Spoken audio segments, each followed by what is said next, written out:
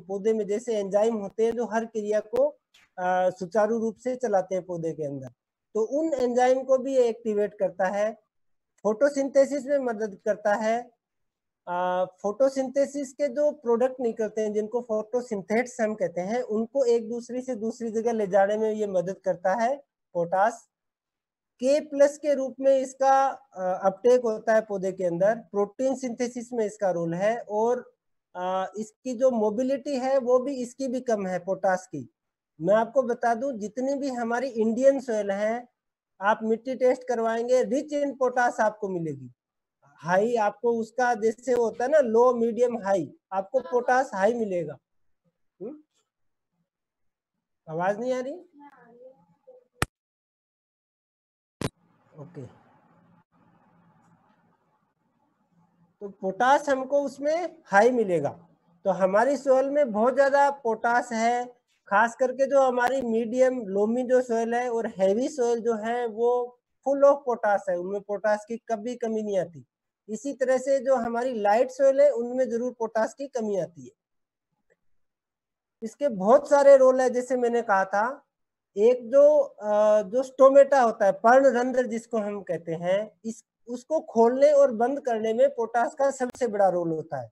और स्टोमेटा का रोल जो होता है वो होता है गैसों के आदान प्रदान में। CO2 का जो अपटेक होता है, जैसे हम ये कहते हैं कि पौधे ऑक्सीजन देते हैं हमारे को, इसीलिए हमें पेड़ लगाने चाहिए। CO2 वो लेते हैं, तो CO2 जो लेने का जो माध्यम है पौधे में, वो पर्णरंध्र या जिसको हम स्टोमेटा कहते हैं वो होता है।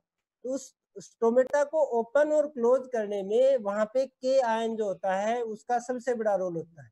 इसीलिए ये इसका मैंने कहा कि ये मतलब सबसे मोस्ट इम्पोर्टेंट मैं कहूंगा कि पोटास है जो न्यूट्रिएंट के अंदर रोल प्ले करता है।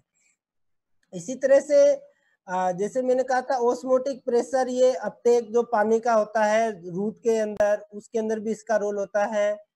ड्रोट रेजिस्टेंस बढ़ाता है पौधे के अंदर, यानी मान लो हमको जैसे सूखा, जो शुष्क मौसम में या पानी की कमी में भी पौधा जीवित रहे, ऐसी रेजिस्टेंस पावर ये डेवलप करता है।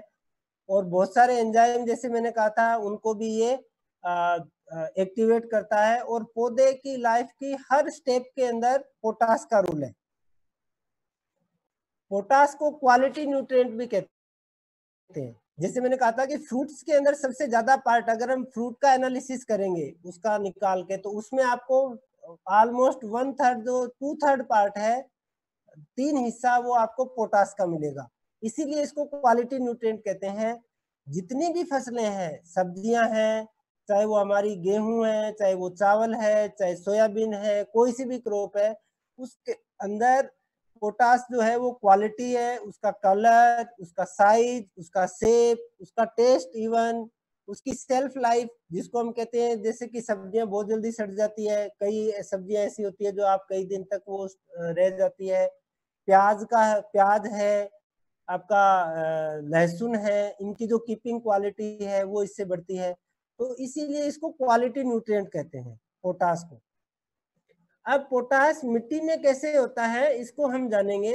जैसे मैंने एक फास्फोरस के बारे में कहा था, फास्फोरस जो हमारी मिट्टी में होता है वो 1 किलो से भी कम होता है, लेकिन पोटास की अवेलेबिलिटी, क्योंकि न्यूट्रिएंट में अपटेक में सबसे ज्यादा जो अपटेक होता है वो पोटास का होता है, इसीलिए ये इसकी क्वांटिटी भी जो है मिट्टी के अंदर, जो सोइल सॉल्यूशन जिसको हम कहते हैं, उसमें ज्यादा रहती है। लगभग 12 से 15 किलो तक ये मिट्टी के अंदर अवेलेबल रहता है।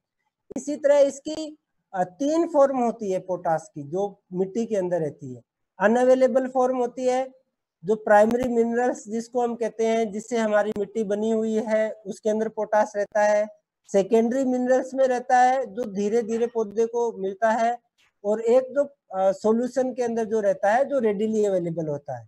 तो ये 3 इस तरह से फॉर्म में जो पोटास है वो हमारी मिट्टी के अंदर रहता है। अब इसको हम, इसका जो साइकिल है वो समझेंगे कि कैसा साइकिल होता है। जैसे मैंने कहा, पोटास सबसे ज्यादा हमारी मिट्टी के अंदर है, लेकिन उस जो पोटास जो हमारी मिट्टी में है उसका ऑलमोस्ट 92% जो पार्ट है वो अनअवेलेबल फॉर्म में होता है, यानी मिनरल फॉर्म में है, वो हमको पौधे को मिलता नहीं है। जो नॉन एक्सचेंजेबल है, स्लोली अवेलेबल, जो धीरे धीरे पौधे को मिलता है, वो 2 से 6% तक होता है, और रेडिली अवेलेबल जो है वो 1 से 4% होता है। यानी almost 10 to 12 kg per hectare जो सॉइल सोल्यूशन जिसको हम